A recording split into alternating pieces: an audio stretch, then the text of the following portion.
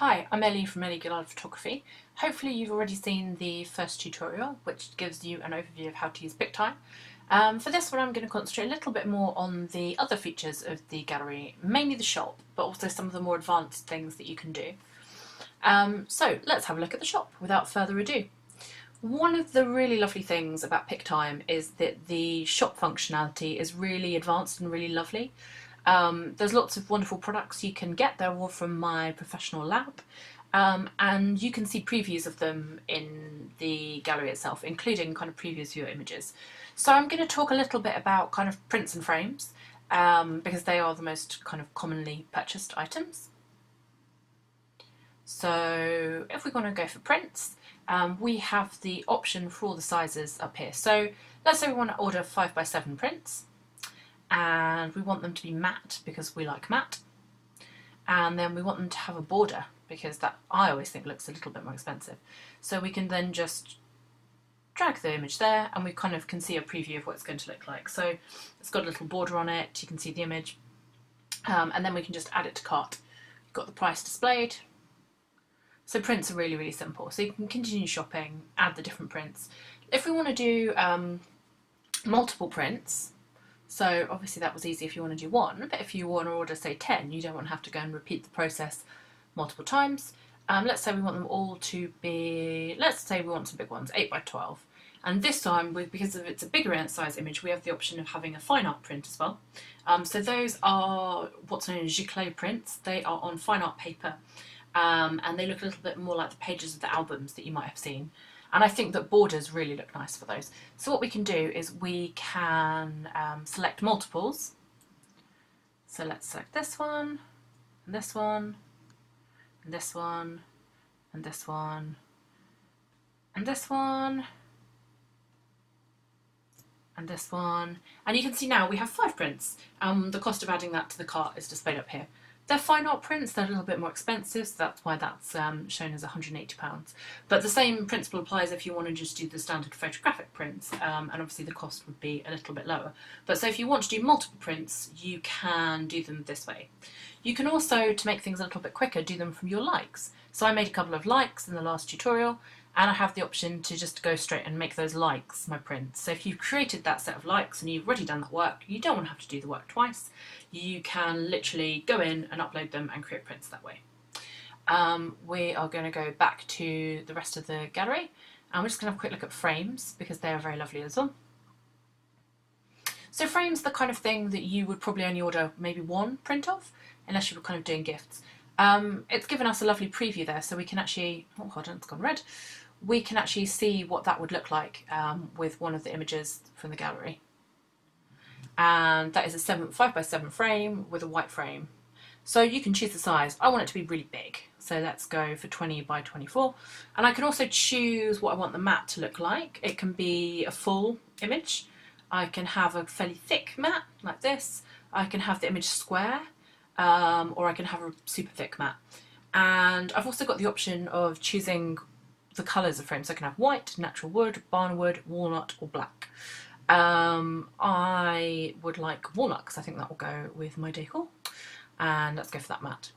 And I want it to be landscape because it's a landscape, and then the price is displayed and I simply add it to cart. So it's really easy to choose what you want the image to look like, and you get what you want the frame to look like, and you get a really good preview of how it's going to be. So you pretty much know what to expect. I can decide if I want to change that. I can just click an image, or I can go back to my likes and go, okay, yeah, I want that one. So again, I can access the images that I've already pre-selected really, really easily, and then make those products and construct it super quickly. So I'm just going to show you the greeting cards option, because this is one that's, again, really nifty. And I know a lot of people like to order greeting cards, but this basically takes care of all the design for you and makes it really, really simple to do. So I've got a couple of different options. I can choose whether I want them to be flat, so that's like a postcard, or whether I want them to be folded, which is a more traditional tent-fold card. Let's say I want them to be folded because I want to write a nice message in, and I want it to be 5x7 folded. And I have a number of different options down here. So I've got themes. So actually I could create like a Christmas card if I wanted, a plain one, a newborn card, graduation, save the date. I can use these cards for all kind of things. The save the date one would be really handy actually. You can make a little postcard and you could use images from an engagement sheet. And then you've got kind of options to save the date. So you've got various texts that you can use. So I could put that in there. Oh, for some reason, I haven't got any text. There we go. That gives me an example. Save the date. So add text. I could put for what's going to happen. For person A and person B's wedding, and then let's put date here, 27th of January 2019. That's my next birthday. So there you go, you've populated that in there. It's a lovely clean design. You've used one of your images, job done. You can probably choose one of these and it will kind of change that stuff. So again, it's got some of the text that's coming here, person A and person B's wedding, but you might want to change that to something like A and B and 27th of Jan 2019 London as an example, so that again someone knows what to do. Or you could just put save the date instead of A and B because that might make more sense. So you can customize, supposed to save your custom, save the date 27th of Jan 2019 London. I mean, you'd see the couple, you'd kind of get save your date. You get the idea. Save the date. There we go. You know, people would see the couple on the front, they would know who it was. You also have options where you can put more information in as well. So like this, save the date, and blah, blah, blah. So again, you just customize that text. Save the date, let's put A and B, get married. And again, you've got the, oh, hold on, save the date. Right. With each one, you kind of need to figure out a little bit what the text means and what it wants where. So put stuff in, and if it doesn't work, you can just move it again. So as you can see, this already has save the date in it, so I don't need to say save the date. What I do need to do would be B, get married, and then I could put A and there. So that would work in this way. But yeah, have a play around. You've got all sorts of different layouts. If I want to go back and start again, because I want to go and have a look at thank you cards. So thank you cards are something I said that's really popular, but I think people are a bit confused about how to design them. You've got some lovely, clean, wonderful, simple, easy to use templates in here. In fact, you've got loads and loads of them. So this is one with white text, so that's going to suit something that's in a strong colour. And ideally, again, a portrait orientation image. Something like that kind of works, so you can kind of see the thank you. Something like this could work. Let's have a look. Again, if you've got a dark image or a lighter image and you want the text to kind of come across, also works really well with a landscape orientation image.